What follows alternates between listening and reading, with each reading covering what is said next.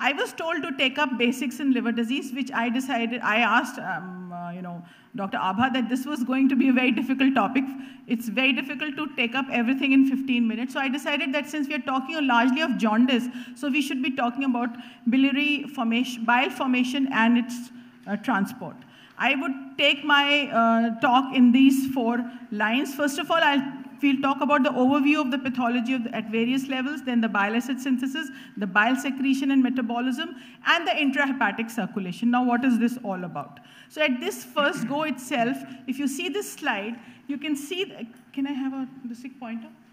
If you can see this slide, it's largely in the beginning, it shows you about the intravascular and extravascular hemolysis, the unconjugated bilirubin, the bilirubin which reaches the blood vessels, and then the unconjugated bilirubin is taken up in the liver, hepatic uptake, where it is conjugated, and then released with the help of the bile into the intestine, where with the help of the bacterial flora, it gets converted into urobilinogen, which either goes out in the urine or it comes out as stercobilin into the feces. So this is what is the bilirubin flow is going to be like. Now, little details of this, and of course, if you can see along with it, if there is overproduction, then it is largely hemolysis, unconjugated bilirubin, overproduction, largely hemolysis, decreased hepatic uptake, Gilbert's disease and the drugs. If it is decreased conjugation, again Gilbert's disease, drugs, neonatal jaundice that you people are more aware of than I am, and even Crigler-Najjar syndrome that you people must have heard of. If you come to the conjugated bilirubin being in large amounts, then it's either impaired hepatic secretion, that is impaired hepatic secretion or intrahepatic cholestasis, which happens in acute hepatitis that we were talking about. PFICs, if you've heard of PFICs, is important to remember because I'll be telling you a little bit more in detail. That is the progressive familial intrahepatic cholestasis. There are various types of them. Some drugs cause this, and even in sepsis. What happens in sepsis is the intrahepatic cholestasis to large extent. Then is the intraductal obstruction. That happens in biliatresia, which is the bread and butter of pediatric hepatologists. CDC, choledochal cyst, even in gallstone disease, that is GSD that I've written there, cholangitis, PSC, that is primary sclerosing cholangitis or secondary sclerosing cholangitis. All these form the main pathology is the intraductal obstruction. The extraductal obstruction less often occurs in children, but it can happen because of lymphadenopathy or malignancies in children. In adults, this is a different story. So if you ask me what is actually bile, bile is a complex lipid-rich micellar solution which is isosomatic and is primarily contains water, inorganic electrolytes and organic solutes. And what are the organic solutes that you have there? Bile acids, phospholipids, cholesterol, and bile pigments. Now about the composition of this bile, as you've understood, largely it is bile acids, then it is phospholipids, cholesterol, proteins, and bile pigments. What is the function of the bile acids? Can somebody put on the light here because I can't see my own slides. What is the functions of the bile?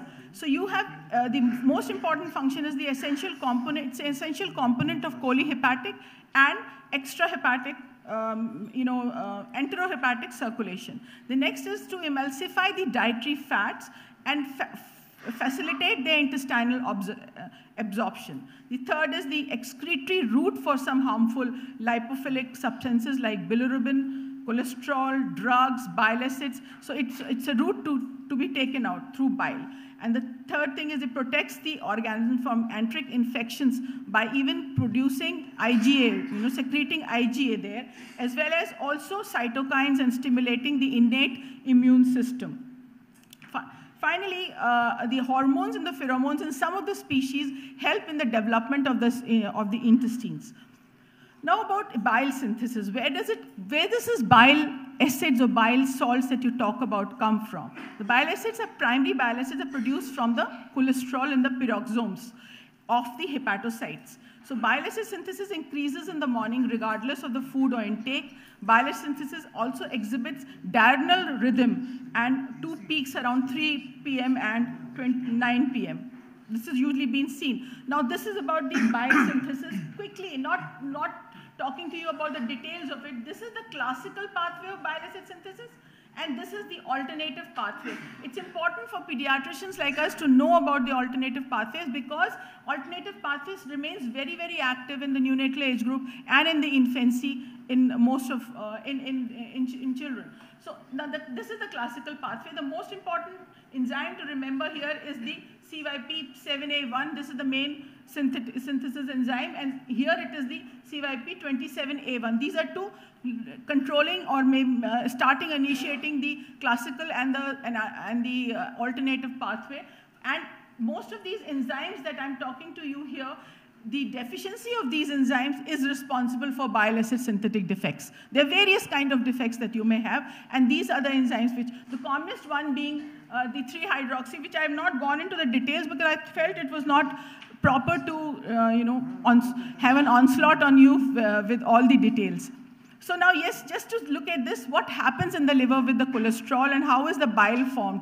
So there is hydroxylation of the cholesterol in the liver, and it forms the primary bile acids, which are cholic acid and chenodeoxycholic acid. Then these are conjugated to the taurine and the glycine, making it into toro and glycolic acid, cholic acid or deoxycholic acid. Chenodeoxycholic acid. So these are the primary bile acids which are formed in the liver. And then they go to the intestines where they are deconjugation and dehydroxylation in the liver, in the intestine, making them into deoxycholic acid and lithocholic acid. So this is what is bile acid, synthesis from primary bile acids to secondary bile acids in the intestine. Do we need to really conjugate the bile acid, and why do we conjugate the bile acids? The reason why is the bile acid conjugated? Because these salts are more polar compounds than the free bile acids, and hence it decreases the BA toxicity if you conjugate it.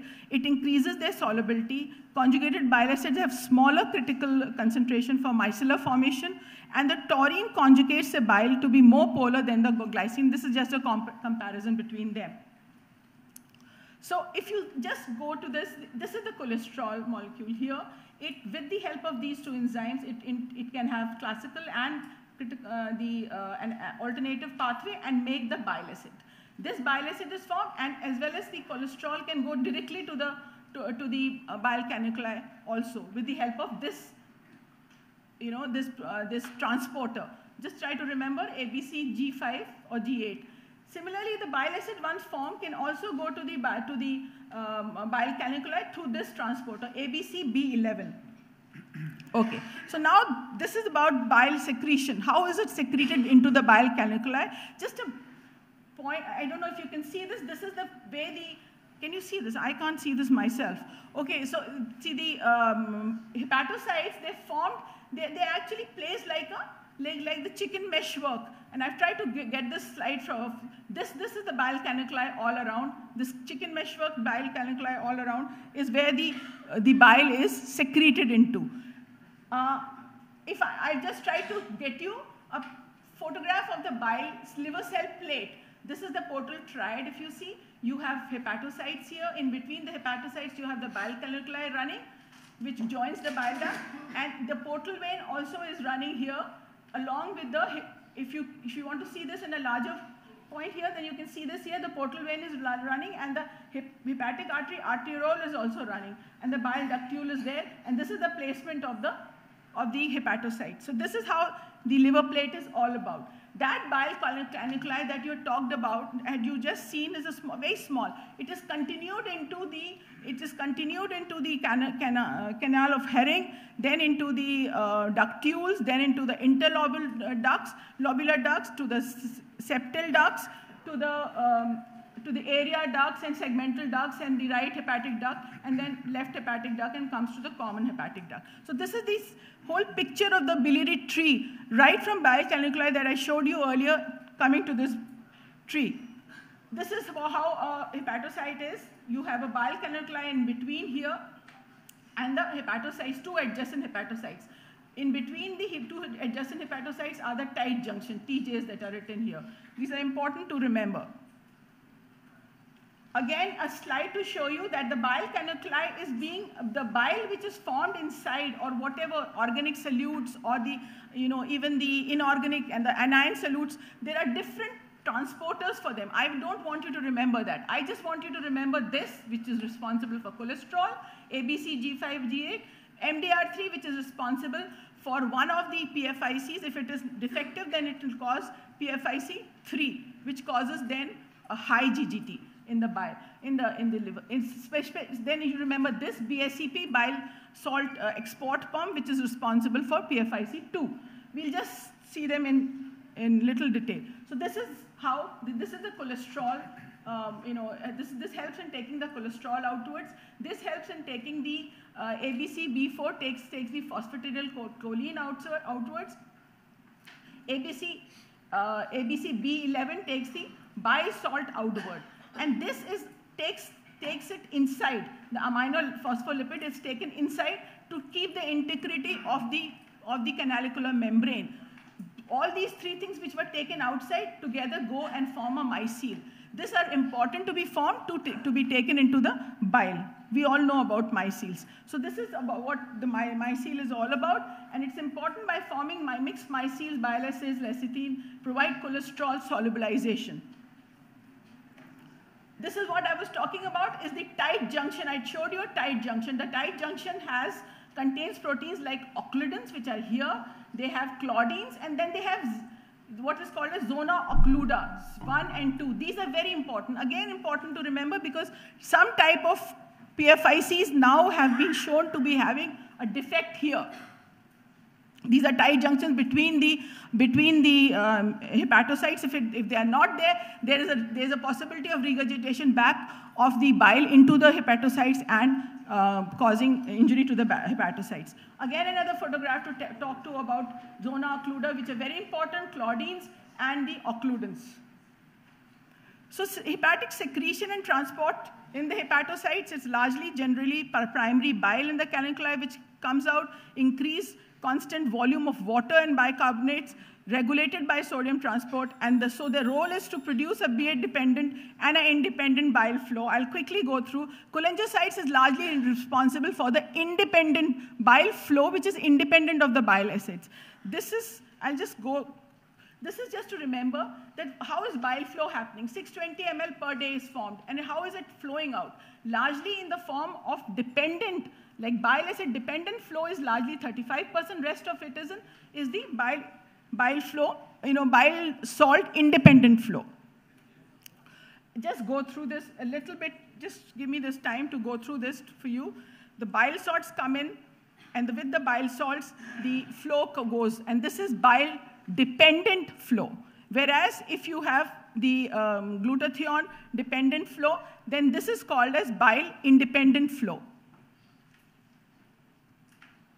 So this is how the bile, if the bile secretion is increasing, then the bile flow is also increasing, bile salt secretion.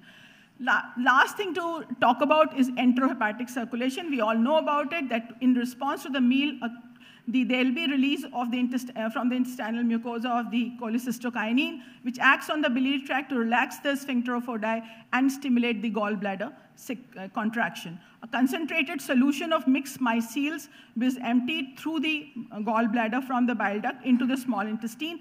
Micelles facilitate fat malabsorption and so many other things that we just talked about. The salient features of enterohepatic circulation would be that the bile salts are 100 to 1,000-fold concentrated in bile, active transport of bile salts by the hepatocytes against the concentration gradient is there. Total bile salt pool may be about 3 to 4 gram. Bile salt pool can circulate 6 to 10 times per 24 hours, and daily bile salt secretion of 20 to 40 grams. 90% is absorbed, or 95% is reabsorbed back in the terminal ileum, and 0.5 grams of bile salt is lost in the stools. Just final. So this is what I'm showing you, that the bile is coming from there back into the intestine. From the intestine, at the level of the intestinal wall, there is an ASBT.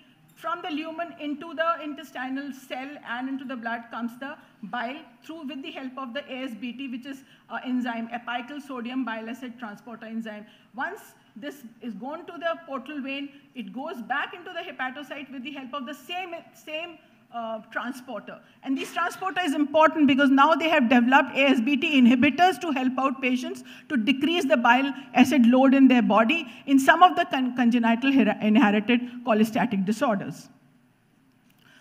Don't remember this slide at all, this last but one slide, don't remember it. Just remember one thing here, that is FXR.